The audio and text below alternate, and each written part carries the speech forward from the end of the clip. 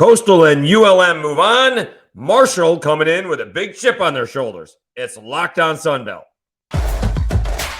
You are Locked On Sunbelt, your daily podcast on the Sunbelt Conference, part of the Locked On Podcast Network, your team every day.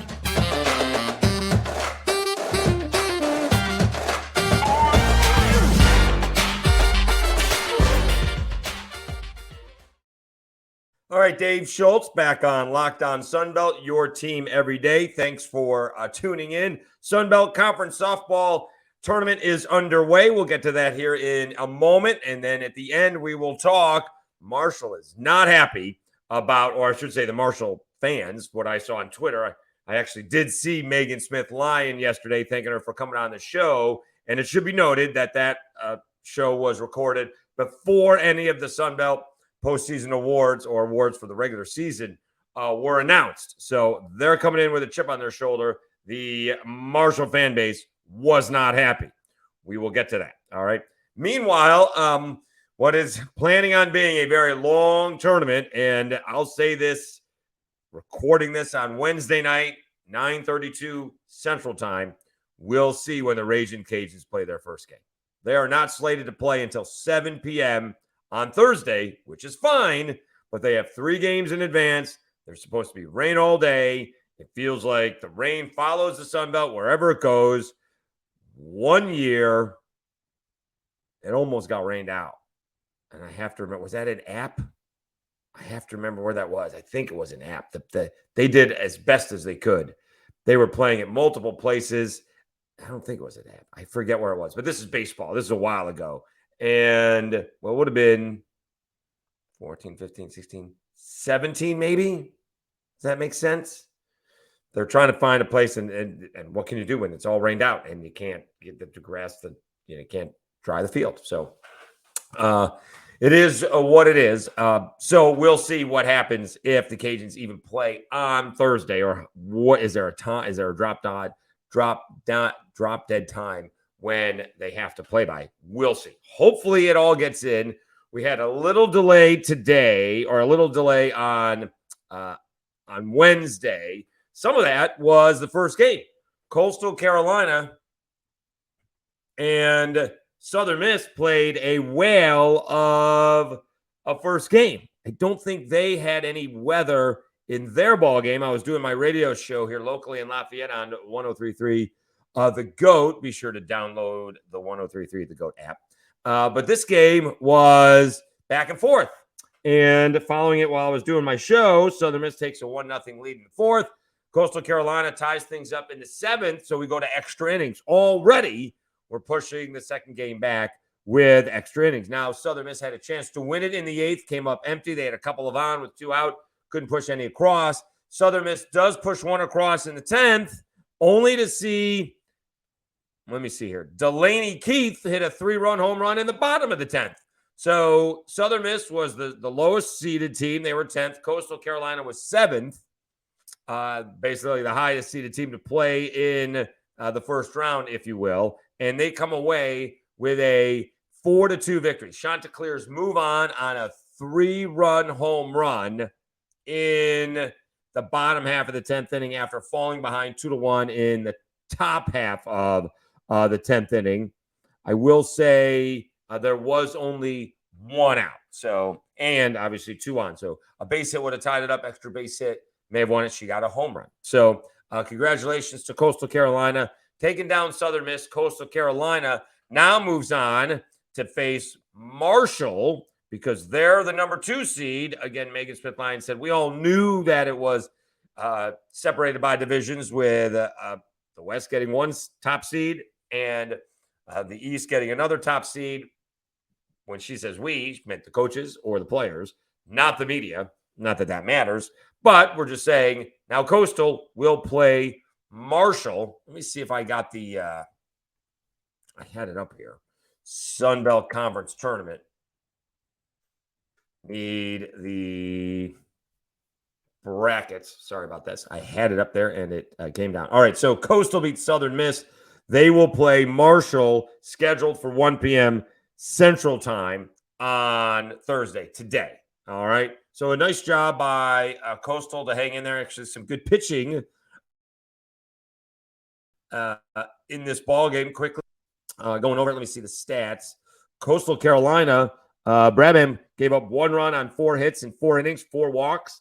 And is it Nicolette Picone? 6 innings, strikes out 9, gives up 1 run on 5 hits, the run in the top of the 10th. And she ends up being the winning pitcher. On the other side, I mean, Southern Miss almost pitches as well, right?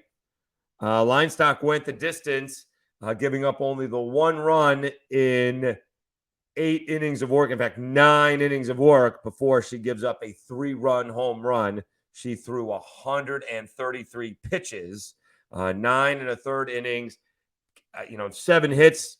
Doesn't sound like a whole lot. 3 of them came in, I think, in the 10th. 4 runs, all earned, 3 walks, 5 strikeouts. She did throw a wild pitch and a hit batsman. So Coastal Carolina with a 4-2 win over Southern Miss. All right, we will get to the ULM ball game. Also in the morning, is this, hold on a second, let me get the brackets out. Yeah, so in the morning, first game is going to be South Alabama taking on James Madison. So South Alabama finishing second to the Cajuns in the West.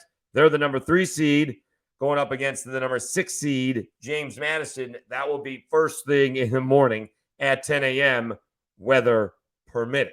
Okay.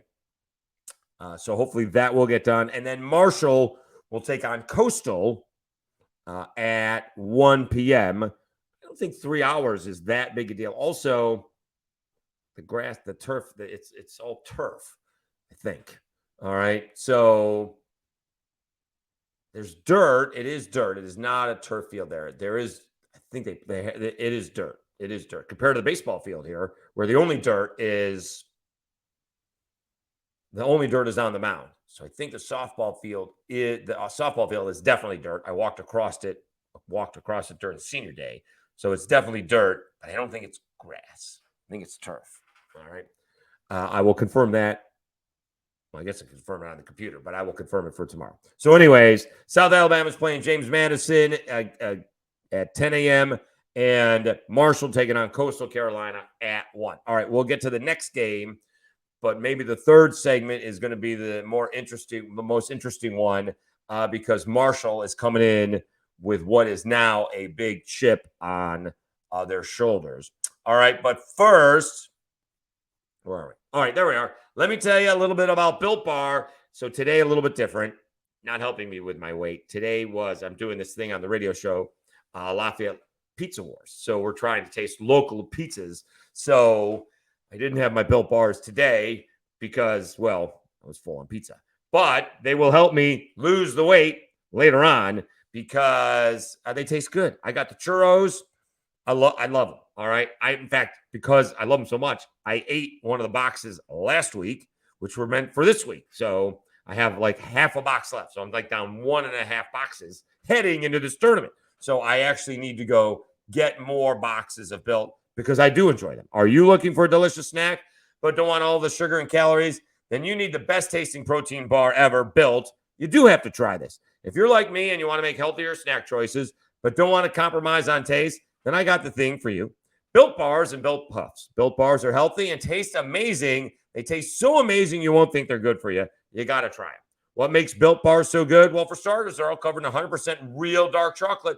That's right, real chocolate. And they come in unbelievable flavors like churro, peanut butter brownie, and cookies and cream. I'm not sure how Built does it, but these bars taste like a candy bar while maintaining amazing macros. And what's even better is that they are healthy. Only 130 calories and 4 grams of sugar with a whopping 17 grams of protein. And now you don't need to wait to get a box. For years, we've been talking about ordering Built Bars at Built.com, and now you can get them at your local Walmart or Sam's Club, while you can still get your specialty flavors at Built.com. That's right. Head to your nearest Walmart today, walk to the pharmacy section, and grab yourself a box of Built. You can pick up a 4-bar box of cookies and cream, double chocolate bar, or coconut puffs. Or if you're close to Sam's, and that's where I go, run in and grab a 13-bar box with our hit flavors, brownie batter puff and churro puff. You can thank me later. The churro puff, I like the churro puff has cinnamon. It tastes like churro. It's got a little bit of sweetness in it. Okay. Dave Schultz back on Locked On Sunbelt, your team every day. We will get to the Marshall chip on their shoulder a little bit later on. Quickly recapping the second game. We told you Coastal Carolina with a dramatic 4-2 win over Southern Miss, a 3-run home run in the bottom of the 10th. ULM and Georgia State both went another dramatic ending with Georgia State 3 runs in the ULM 3 runs at the bottom of the 6th to defeat Georgia State 4-1. It should be noted, ULM was just in Lafayette. ULM just played in Lafayette Thursday, Friday, and Saturday, thinking they may stick around to save the hassle from going back and forth. But Molly Fitchner, their head coach, said, yeah, it's only a few hours away, so not that big a deal. We got to practice on our own field and came back. Because otherwise, they coming back, went on Saturday. So maybe they practiced Monday and Tuesday and came back down today. I guess you could do that. Yeah, they could show a little show and go. Or maybe I guess they could have practiced Sunday and Monday and come back down Monday evening. I guess. Who knows? But nonetheless, they are very used to playing on this field, or at least certainly recently, they were swept by the Cajuns. But ULM, the 8th seed, comes away with a dramatic 4-1 win over Georgia State. Let's go over the bottom of the 6th really quickly. It did get away from Georgia State. Bacon with a sinking line drive that got past the Georgia State center fielder for a triple. Then it was a line out to short, and then a bunt that was a really good bunt to get a runner to first base, but not to get the runner home from third. So it was runners on at first and third. Then there was another bunt, and that was able to get the go-ahead run home. And then I think there was a fielder's choice or error, and more insurance runs came home. It was a 4-1 victory for ULM. All right. So now what does ULM do trying to play the Cajuns, who they just lost to in 3 separate ball games? I will say the Friday night game was the closest one. Megan Shorman, it was a 5-1 ball game. The bats were not there. Now, that would be the Thursday game. They played Thursday, Friday, Saturday. So Thursday, it was a closer ball game. Friday was a bit more of a blowout, and so was Saturday. Carly Heath hits a grand slam, and they end up run ruling ULM in the 5th. And if you're ULM, I mean, they say they got nothing to lose. They really don't. All right. I mean, the Cajuns are favored. They probably will win this game, and they probably will win this tournament. But if you're Molly Fitchner and you're the ULM Warhawks, I mean, let's see if we can wreck it, right? See if you can wreck, the season. Well, not the season, but the weekend for the Ragin Cajuns. Let's not have them, coordinate through us, so to speak. So that would be the attitude that I would have. They know the Cajuns are really good, all right? And it will be a tall task to play in front of, what probably will be, weather permitting, 3,000 fans, which is a big crowd for softball. Could be more, depending on, if everybody shows up due to what may be difficult weather conditions. So you do have, so now tomorrow or today is set. We mentioned in the morning, South Alabama will play James Madison at 10. The next game is Marshall against Coastal Carolina. Big matchup is Troy versus Texas State. And then the Cajuns are scheduled to play ULM at 7. All right. So these games all have 3 hours in between them. Now, that should be enough if they are 7-inning ball games and there's no weather delay. All right. The first game went 10 innings. So that's going to be at least another half an hour, if not hour, and then push everything back. And then there was a small rain delay in the second game, but it did not last very long. There was one bolt of lightning. You got to wait a half an hour, and that's all they waited. So we'll see what happens today. But again, South Alabama against James Madison, Marshall against Coastal, Troy versus Texas State, and Louisiana against ULM. You remember, and we're going to get to this next, Jerry Glasgow was much more concerned with Troy and Texas State than if they end up playing Marshall. Now, it is interesting just the way it breaks down and the way the brackets are, right? Louisiana doesn't have to play Troy and or Texas State. And they don't have to play Marshall and South Alabama. They get to play one or the other. So it may not be easy, right? I mean, most likely, I guess in this case, it may not matter, Troy or Texas State. But if you get to the championship game, you're not playing, you avoid playing both Marshall and South Alabama. You have to play one of them, most likely. Okay. Now, having said that, let's take a timeout and we'll be back and we will talk about the chip on Marshall's shoulders because the herd fans on social media not happy about what happened with these postseason awards, okay? Or the regular season awards, the awards that come out in the postseason. You guys know what I'm talking about, all right? Meanwhile, I want to continue to thank you for supporting Locked On Sunbelt. It is appreciative. We're looking forward to having this tournament here in Lafayette. Again, if you are at the ballpark, come looking for me during the day, Thursday and Friday. Well, Thursday, I'll be inside the radio booth, the visiting radio booth. And Friday, they're kicking me out of the visiting radio booth to put me on the side of the press box because the teams have to use it. So it is what it is. But come by and say hello. We'd love to have you. Please subscribe to the YouTube channel. Don't forget about the audio. Spotify, Apple Podcasts, Amazon, iHeart, wherever you get your podcast from, just search Locked On and please download and subscribe to the podcast. Also in Apple Podcasts, if you could rate and review it, that would be great. That would be appreciative. All right. We continue to grow by leaps and bounds. Again, what do I say? What do I got? 175 more subscribers in the last 10 weeks than I had before that. So it's really grown since the end of February, which is a little bit strange. So usually it grows a lot in football, but it's been growing now with basketball, spring football, and a little baseball, and now softball. All right. So again, thank you very much for tuning in to Locked On Sunbelt. Let's get back to it. Okay. Let me see if I can find this. It is Locked On Sunbelt. I'm your host, Dave Schultz. Your team every day. And so this is difficult. This part's going to be a little bit difficult because if you do say someone should have won a postseason award or should not have, that means you're taking it away from somebody else. And that's not the point of this. The point of this is Marshall's going to have a chance to prove it. All right. That's the point. Okay. Because Marshall comes in, I think they'll come in with the most wins in the league. The Cajuns had 43 wins. So do Marshall. Okay. Marshall's 43-9. Cajuns 43-13. One had a top 5 schedule in the nation. One didn't. All right. So, but nonetheless, 43 wins is a lot of wins. Okay. Next up was South Alabama with 38. Okay. But here's the problem that Marshall fans had with the Sun Belt postseason awards. They didn't win any, at least not the big ones. The player of the year, the pitcher of the year, and the coach of the year. You set a school record with 43 wins, you come up short. Becky Clark from South Alabama won coach of the year.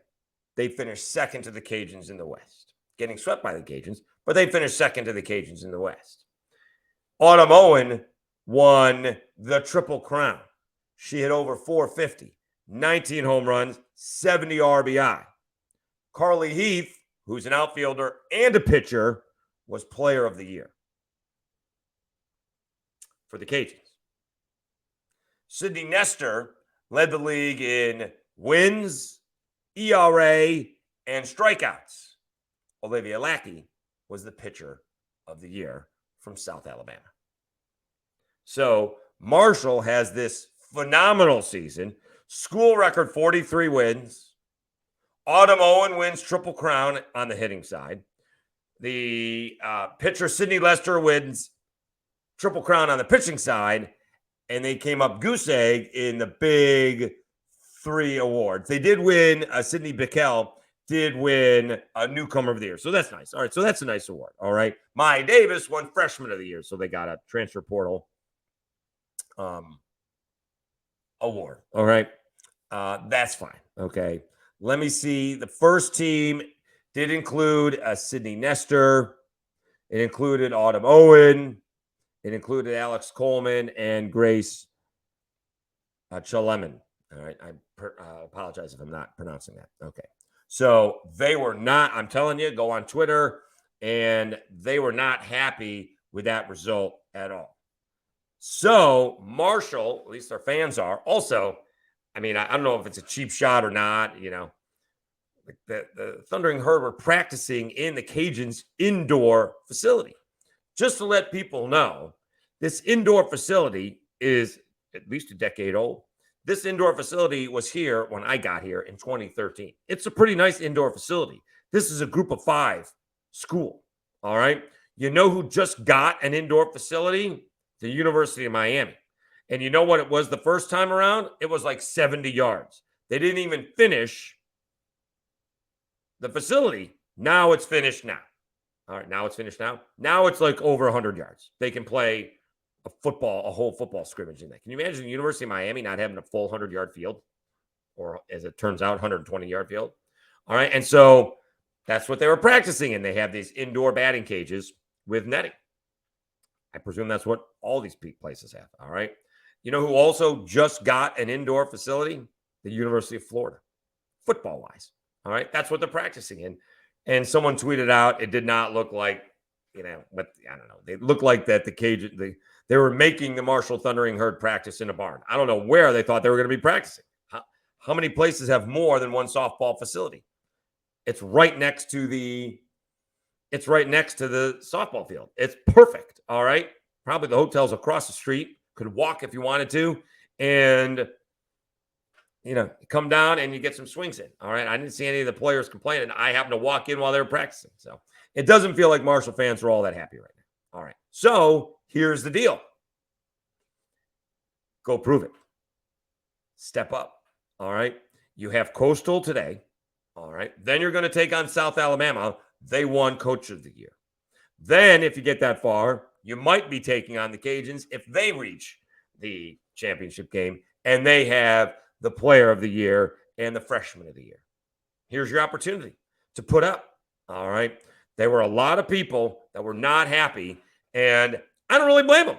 If the roles were reversed, if the Cajuns had that kind of year and someone else won the awards, I do not blame the Marshall Thundering Herd fans, specifically the fans. I did not. Again, I talked to the coach for a minute and a half. She was very nice. I didn't even talk about the awards. We just were talking about her coming on the show and me actually talking to Yvette Gerard on my show. So no one seemed to have any concerns when I was walking by. All right. So I can understand the fans' frustration when how do you lose Player of the Year when you have a Triple Crown winner? How do you lose Pitcher of the Year when you have a Triple Crown winner? And how did you not win Coach of the Year when you set a school record 43 wins? Schedule probably has something to do with it, at least from the coaching point of view. But boy, the players, I can understand their frustration. I really do. Having said that, win it. Come in here, prove the point. You have the best pitcher in the league. You have the best player in the league. Win the tournament. That's it, right? That's what you got to do. So we'll see if they can do that. Won't be easy, right? It's not going to be easy. Coastal has certainly a little bit of momentum on their side. They're their first game. And then if they got past Coastal and South Alabama gets past James Madison, that will be the first matchup on Friday. And then they will probably have to take on the Cajuns. Should the Cajuns get past ULM and Texas State or Troy. So I think the Cajuns will get past ULM. Where they get past Texas State or Troy remains to be seen. Again, so the Cajuns have won 81 straight Sun Belt Conference series. It's not always sweeps. They don't win every game. Troy beat them in the first game this year. In the series, they came back to win the last 2. So they're really tough. They're a great team. They're not undefeated. All right. They can be beat. We'll see what happens. All right. Let's take a timeout. Well, no, that's it. That's the show. I got distracted. I got a text. I don't know what's going on. I want to thank you very much for tuning in to Locked On Sunbelt. I'm your host, Dave Schultz. We'll be here at the Sunbelt Conference Tournament throughout the week, and we'll be recapping it, and we'll see what other stories we can get for you as well. Again, thanks so much. Have a great day. And if you are here and come into Lamson Park here in Lafayette, be sure to say hi. Once again, thanks so much for tuning in to Locked On Sunbelt, your team every day.